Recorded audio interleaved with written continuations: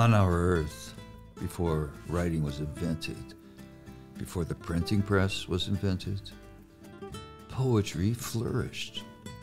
That's why we know that poetry is like bread.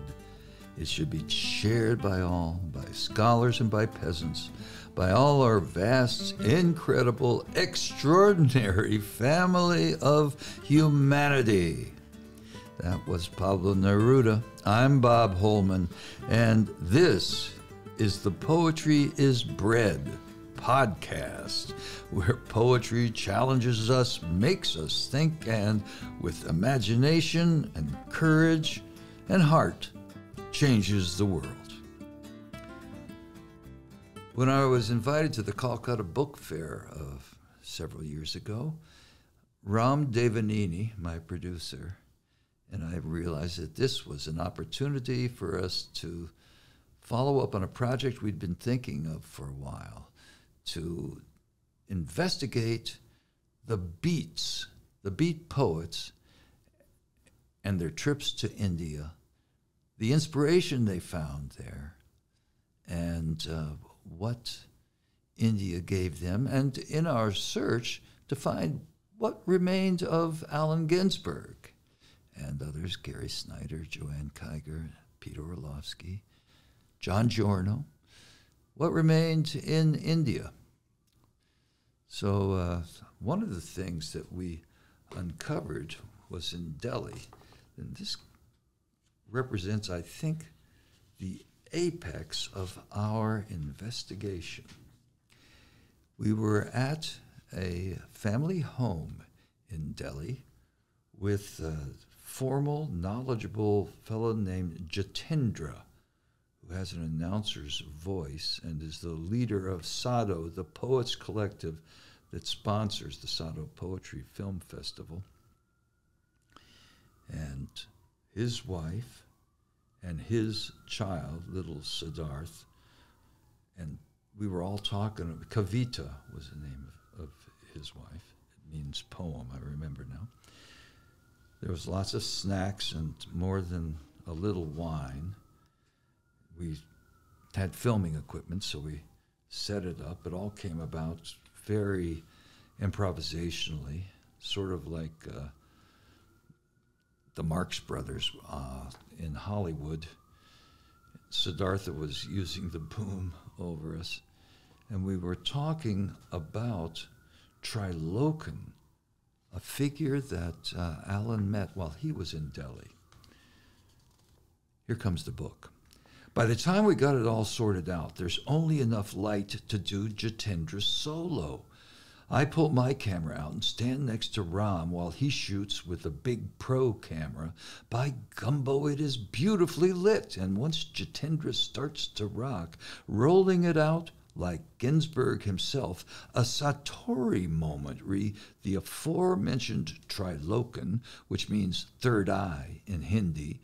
Jitendra recites in Hindi a Trilokan poem about Ginsberg with footnotes spoken in English. It starts to sink in. Is this local poet one of the hundreds Allen would meet in India? The missing link, marking the beginning of Allen's transformation from taking drugs to following a spiritual path?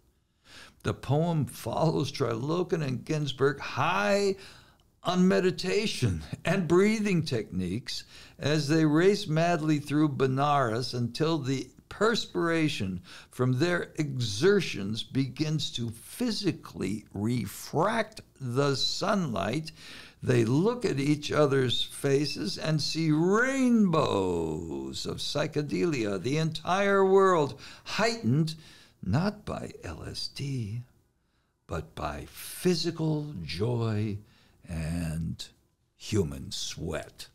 Okay, well, it was a great moment, and it was a great trip, and we got it all down. Ram and I traveled a lot together, and we've got this routine where he's always shooting, and I'm rarely shutting up, so it gives us something to do.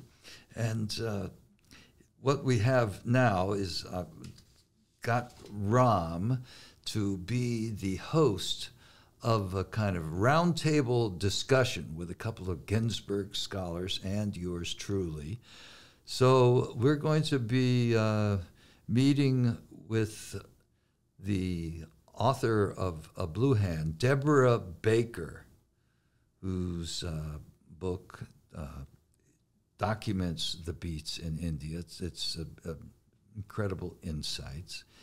And the Ginsberg scholar, Tony Trigilio, who's the author of Ginsberg's Buddhist Poetics. Okay, let me hand this off to Ram. Hi, my name is Ram Devaneni. I am the producer-editor of a new documentary called Ginsberg's Karma about the life of Allen Ginsberg and the beats in India in the early 60s. And I have three of the remarkable people that were featured in the film and also helped advise and give basically a ton of references for me to make this movie happen. So I'm going to introduce, well, we'll start off with Bob. And Bob, of course, is one of the main protagonists in the movie. So why do you think Allen is America's first hippie?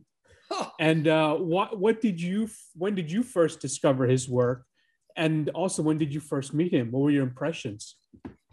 Oh gosh, Ram, okay, I'll take up the rest of this entire convocation with this first answer. Gosh, I love it. You cut to the punchline. I don't know that anyone has ever said straight out, Allen was America's first hippie. But, it's certainly true. And the trip that he took to India is where that movement was really born. If you can call hippie a movement. I mean, if it's a movement, there's no leader. If there's a movement, it's sort of like a shimmy shake kind of poetic leap of a movement. But in India is where Allen followed a spiritual path, which is what India does. You step foot on that land, you're on a spiritual path because it's all around you. The Hinduism and the Buddhism and the all the different religions there, as opposed to the drug use of, which is also part of the hippie ethos, of course, But it was in India where he also came face to face with a kind of global politics, believe it or not. Also in India with the Cuban Missile Crisis and getting a letter from Bertrand Russell, or writing a letter to him too. It was also in India where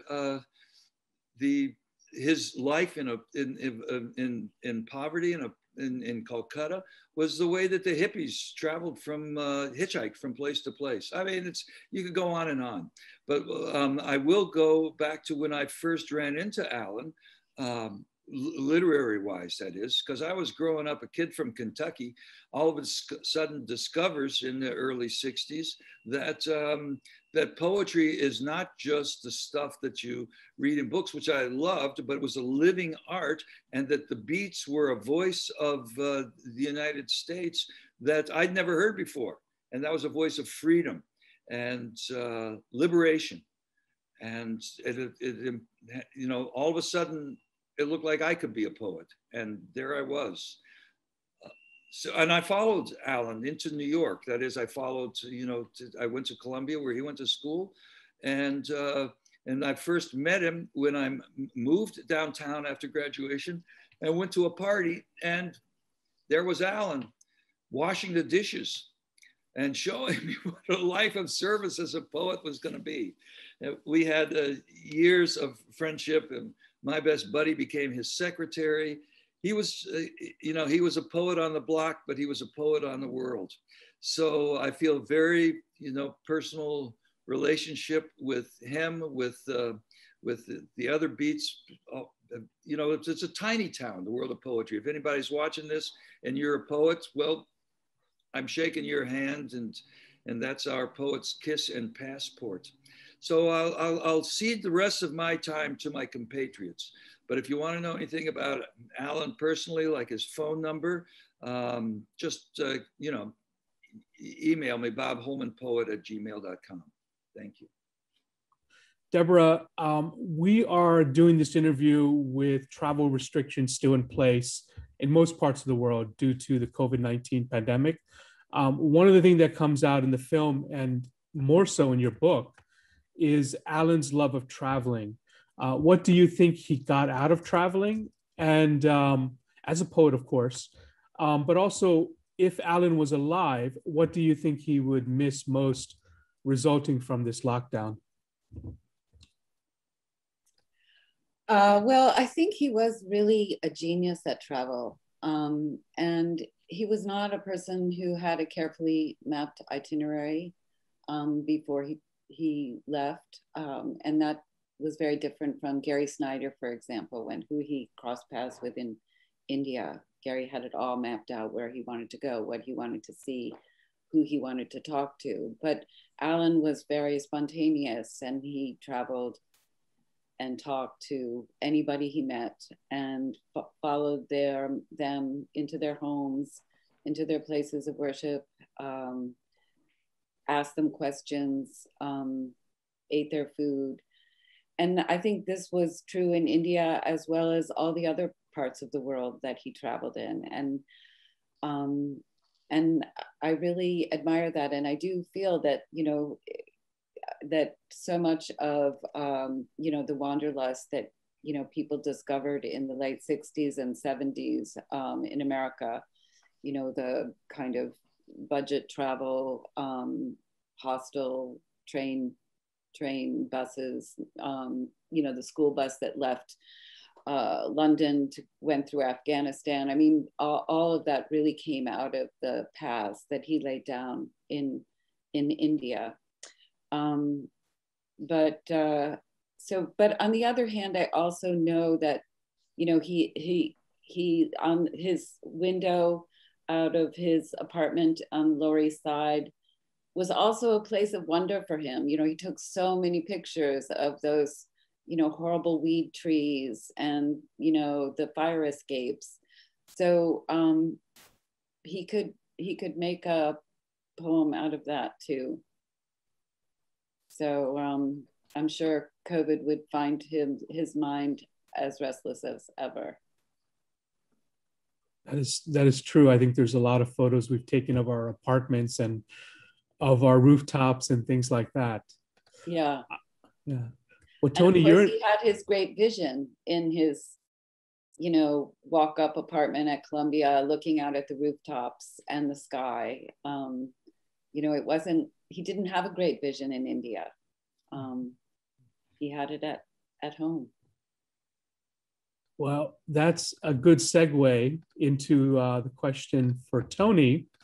Tony, you talk about Alan's Blake vision in the film and how it influenced his work.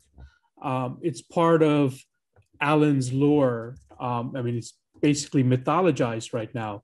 Do you think Alan was aware of his role in history? And how do you think he helped to mythologize himself? I think he was aware, absolutely aware of his role in history. And one of the things that I'm always drawn to in his life and work is this remarkable ability he had to balance what was, as poets we call it po-biz, like showbiz. This ability to balance po-biz with a deep visionary consciousness and a belief that there is something beyond the five. The poet's job is to work within the five senses and also summon something from beyond the five senses, which isn't always going to be a great vehicle within po-biz. And he was able to balance both of those. And I think that's part of. I think that's sort of like is just part of the mythologizing energy or mythologizing impulse. Like he had such a great mind to know when he needed to function as a kind of PR person for fellow beat writers, and a great mind to know when, now I need to talk, in this interview, I need to talk about the Blake vision, because we're talking vision now, we're talking prophecy, we're talking inspiration. Kind of like I'm thinking about what Bob was saying about Alan as being a poet in the block a poet on the block and a poet in the larger world too. Like his ability to be in both of those worlds was just amazing. And so I think that was part of the mythologizing, you know, and how he was able to do, it was part of how he was able to self-mythologize without losing artistic integrity, you know, actually deepening his artistic integrity. And, you know, part of mythologizing, when I think of the Blake vision too, is like, you know, he talks about it in the Paris Review interview.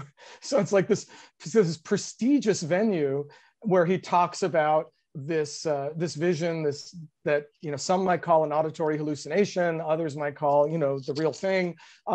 He just puts it out there on the table, but he puts it out there in a venue that's just sort of like a very high premier place of status in Poe biz. And I think he knew that and was aware of that. And, you know, I also think of, in terms of mythologizing, I think of the way, the energy and the substance he put into starting the Kerouac School, helping to start the Kerouac School at Naropa.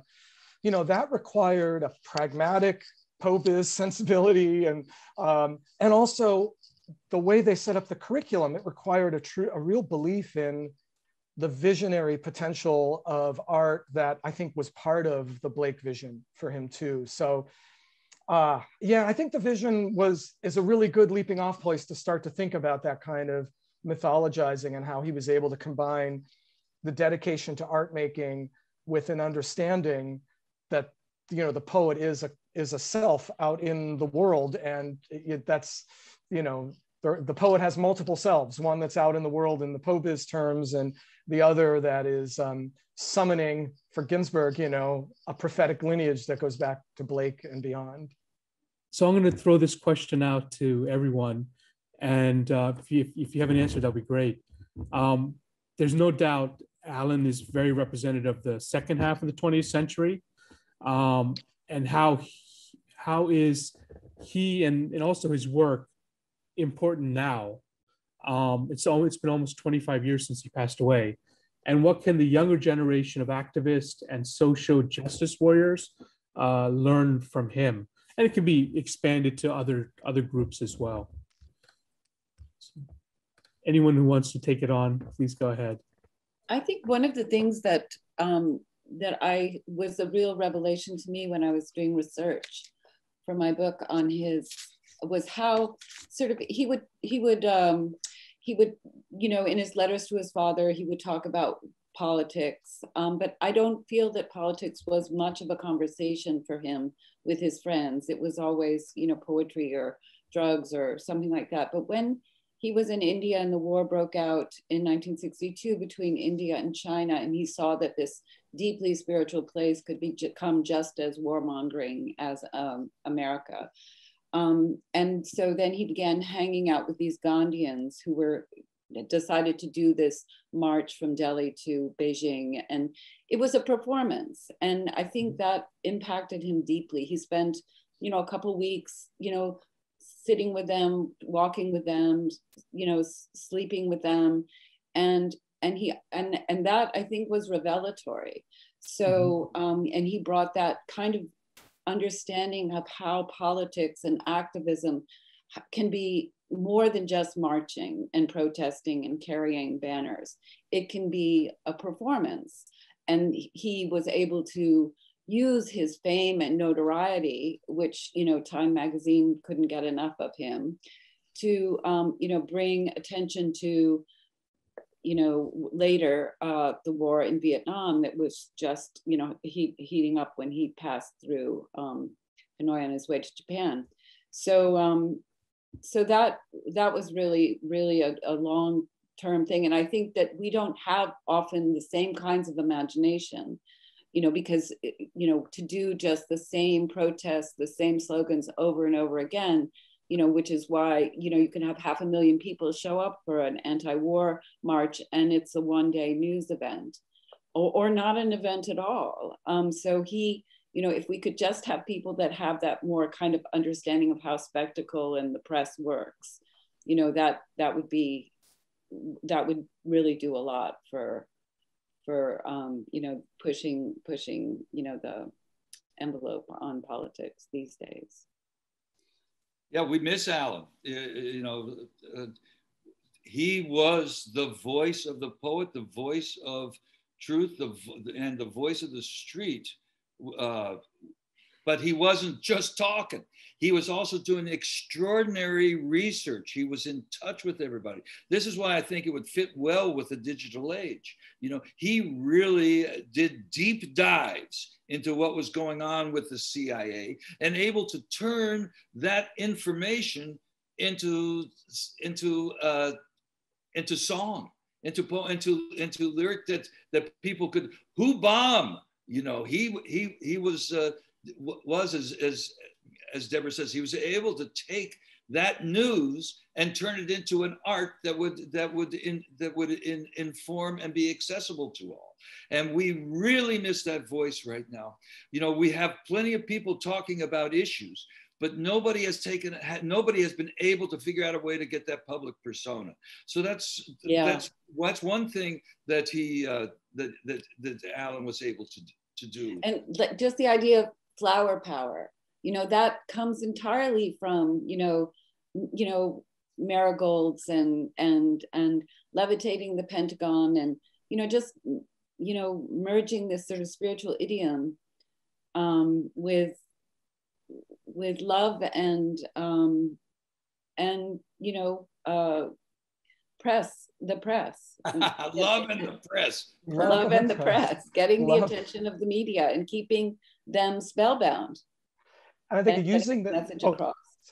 And sort of using that mythologizing sensibility for action. Yeah, and like you were saying, Deborah, he was more than just, he's marching. He was a person of political action, but as you were saying, more than just marching in the streets. And I think that's part of the legacy that he can give to a younger generation of activists in the 21st century. And it's that combination of critical mind and imagination and action. And I think, there was, when you really look at his body of work and who he was, it seems one consistent thread is like his belief that the imagination in and of itself was subversive. And wow, that's like, it's not just using your imagination to increase the profits of an oil corporation by 1% or something, it's like using your imagination to change the world. And that I think is a great legacy of his. And it's sort of like what Bob was saying too about, I was thinking of this when you asked the question, what Alan, like his research, for instance, on the CIA, like what he was saying about CIA drug running at one point, like in the early to mid 70s, was laughed at as conspiracy, mongering. Well, then it turns out to be true. And so the guy that had this gigantic file of news clippings and, could just rattle off the facts and figures from his research that wasn't really being paid attention to, oh, he was right. And so, I kind of think that sort of ability to obsessively, and I mean obsessive in a good way, obsessively draw on the subversive power of the imagination to try to change the world, that's invaluable. And I think that can be a role model for where we are now, no matter what age you are, but especially I think for younger generations of activists. I want to tell a little story. I was with Alan in 1986 in Nicaragua. We had a group called U.S. Poets Invade Nicaragua. We went down for the Ruben Dario Festival. Joy Harjo was there. I could go down the list. Pedro Pietri, Diane Burns. It was Alarista. It was quite a gathering, an amazing gathering. But while we were there, we were all, and of course the Sandinistas, this is what, the drug running that Tony was talking about was how the CIA was running, was getting guns down to the government while they were bringing back drugs to the United States to stultify the neighborhoods.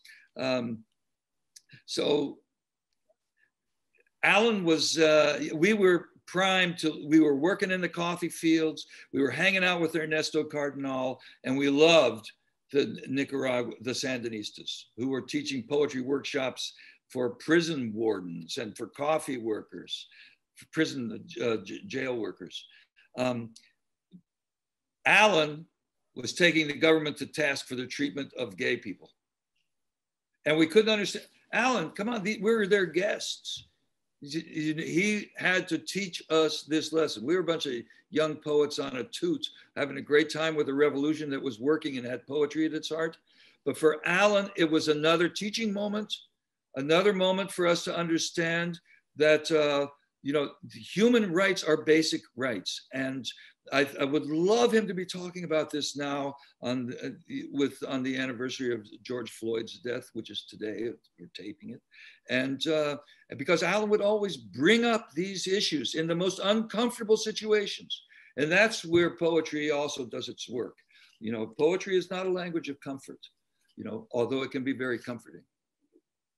That's my story. India is going through a very terrible wave of COVID-19 pandemic. And there's many funeral pyres burning almost continuously 24 hours. What do you believe Alan learned from watching the bodies being cremated in the Ghats? And how did those experiences, what do you believe, how did they transform him? Well, I think with the pandemic, you're saying that's something different. I mean, that's a whole other nightmare, that these people are not people that died of COVID necessarily. They died from lack of treatment. And it's hard for me to relate the, mass cremations that are going on now with what Alan experienced.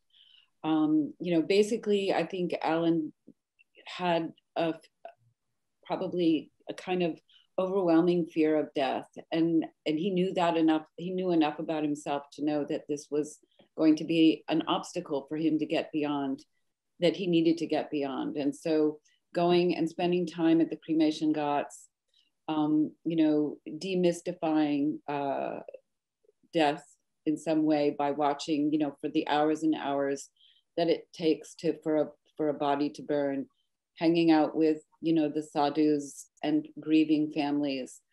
I think it helped him, and also he learned that there were various spiritual practices, smadhanas, I think they're called, which involve sort of immersing yourself in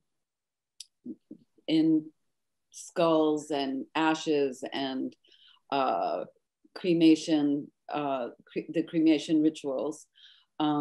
So it just basically became kind of an everyday thing for him. And it did end up, liberating him, and not just from his fear of death, but also his fear of dying alone.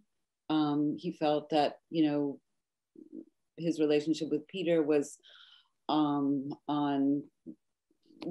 very fragile, and so he just had this horrible fear that he would never have a family, never, have people to see him through that passage as an old man and death.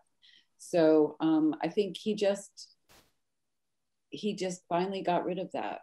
And that it started in Calcutta with his visits to the Nimtala Ghat, and it continued in Benares, where a lot of people go to Benares to die. So, he worked alongside, dying people. He tried to care for them. He wasn't frightened of the kinds of biological processes that, they would go through in the course of dying. So it was a really very tender thing. And I think Peter Orlovsky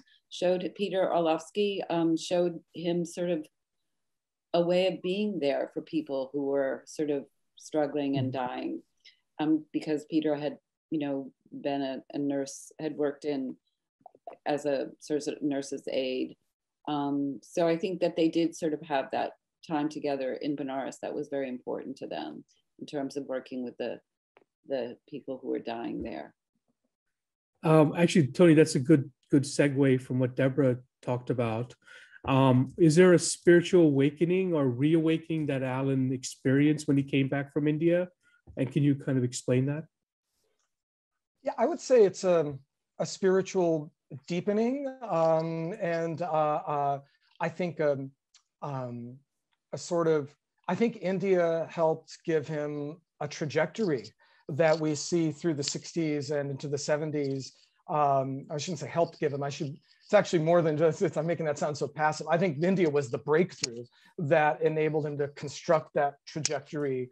And I think for me, when I think about it, I think about partial, like what the breakthrough of India and the spiritual deepening. I think of the role of the body in his poems. It's always been huge and always important, liberating the body and liberating bodily desire from, repressive state systems, and just like taking care of the body and taking care of the body's pleasures was so important in all of his poems leading up to the trip to India, of course. But then I think because of the Blake vision and the way that before India, he had been trying to recapture the Blake vision with drugs. And I know I talk about this in the film a bit. I think when he came back from India, there was a deepening emphasis on the body, but in a different kind of way. The body as something that is the vehicle for our spiritual practice. That you don't try to kill the ego, but you try to summon the ego as a vehicle to go to someplace farther and deeper spiritually. And I think throughout the 60s, this enabled him to the breakthrough in India enabled him to focus squarely on material political issues that you see in like the Fall of America poems. But to do that without neglecting spirituality and without looking at spirituality as like this transcendent thing that takes us out of a sick world. It's just like, no, this spiritual practice brings us closer. This is how we realize America is falling or has fallen. It's through this the spiritual path. And so I think it redirected his spirituality, deepened it. And, in the late 60s, he's still kind of conflating Hinduism and Buddhism. But I think that was more of a function, not of like, not having a studious, serious practice. I think it was a function of just having the spiritual energy he did and not working with a teacher until he meets Chogyam Trungpa Rinpoche in 1970 and takes Bodhisattva vows in 72. And I think that's when the trajectory got maybe more, for lack of a better word, focused, although I think it was always focused. But I think it was India where the breakthrough happened. I don't think we could have Ginsberg meeting Trungpa and taking it as seriously in the same way if it hadn't been for India. There's a lot of work that can be done in here. Once the idea of Alan as the first hippie sort of crystallized itself, all of a sudden it opened up new paths. Deborah, you got more books to write now. This, not making it into the film, is a lunch that Ram and I had in Delhi with the Sadhu group of poets. And there we heard a story, we heard a poem written about another poet, Trilokan, who went, who Alan hung up with, one of hundreds of poets in India that Alan would hang out with. Well, this guy was a kind of sadhu poet, and he taught some breathing instructions, and then they began to run through the streets of New Delhi and laughing and playing, no drugs, right? This is strictly mind work. Okay, and the poem, it's about this guy Trilokan, which means third eye. Alan's eye begins to open up. This is the poem I'm quoting now. This isn't me talking. The third eye starts to open. The sweat is coming down. The reality is refracted, not through any kind of drugs, but through the sweat of life itself. And Alan had a vision. Tony, you gotta get on the case. Another vision besides the Blake vision happened right there in Delhi, only nobody knows about it. And we gotta find that poem. And that moment where Alan was able to not have the drugs, but to have this experience through Indian religions, his path to Buddhism really is what the Beatles would not have gone to India if it weren't for Alan. Come on. So let's just put it out there. And the starting of the Naropa Institute and the Jack Kerouac School of disembodied poetics is because of Alan and Ann Waldman and Trungpa, seeing how the religion and the poem weaves together. It's great, Bob. Do you, I mean, you met the sadhus, Alan met the sadhus, and now that you're much older, since we started this film, do you Not want that to much older, Ram. Come on. well, old enough to same, don't I? old enough to wander like a sadhu poet? Do you want to wander? Yeah. Go ahead. Just no, do you want to wander the earth like a sadhu poet? Is that what the goal is for now? Well, I have found a teacher now, and that but that makes me want to sit more and look at the wall. You can see a lot of stuff there. Well, so, yes and no, I guess, as usual.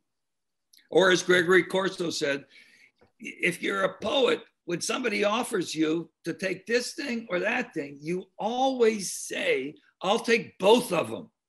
That's the poet's choice, both of them. Because Alan obviously died 24 years ago, and it was the beginning of the internet and the internet age, and email was just coming into being. I wonder if Alan ever used email, and if he did, if anyone has the first emails that Allen Ginsberg ever sent, would be actually, I think, quite valuable, because most of his letters and his writings were all written like poems, and the spontaneous thoughts, which I kind of look back and I say Alan was kind of a precursor to email, because our language has kind of deteriorated to almost being these spontaneous little tidbits of poems in our emails to get our thoughts out. Obviously not as articulated as Alan was, but I'm kind of curious, what do you think Alan would have written if in the email age? And being a researcher, I'm sure he would have loved Google. And I'm going to throw this out to anyone and see what your thoughts are on. And maybe Tony could even research and try to find those emails, those first emails, if Alan actually did write them. I mean, this has got, when you turned the question that way, my first thought was, hey y'all, I have to go. I want to look for those emails. I mean, what I'm struck by, like, first thing, the image that came to my mind was like, his correspondence has that, distinctive kind of wavy, bouncy, cursive script that we've all seen so many times in his correspondence. And it would be really bizarre to see an email from him and see it like in electronic pixels on the screen. Like, it wouldn't, said the pun is really bad, but it wouldn't compute for me in a way. But I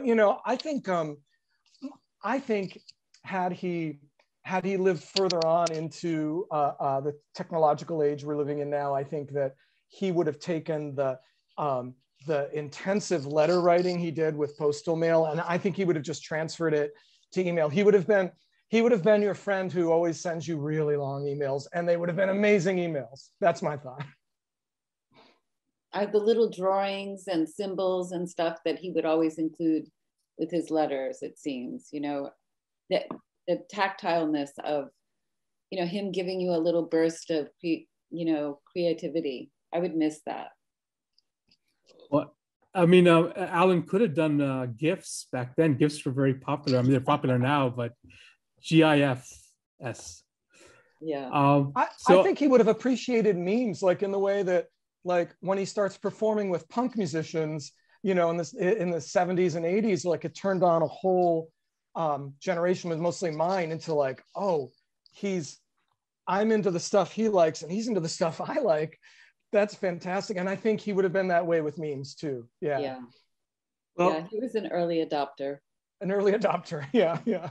Here's an inscription from Alan. Yeah. As you can see, he was quite in the details of really making you a gift, a GIFT, whenever he would give you a book. And this book holds his poem In My Kitchen in New York, which I've made a video with him of this. It's a poem of Alan going through his Tai Chi dance, his gestures, his Tai Chi movements in his kitchen, and it's his inner monologue. So, as he's turning, he sees that picture of Rimbaud over the bathtub. Don't forget, guys, that bathtubs used to be in the kitchens in the Lower East Side. Or over there is those stacks of bills to be paid, and over there is my dirty laundry.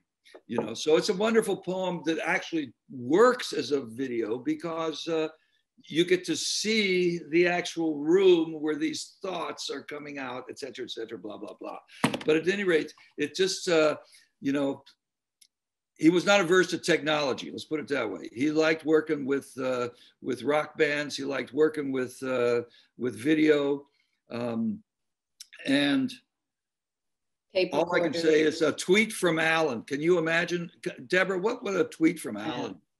Yeah, he would have millions and millions of followers.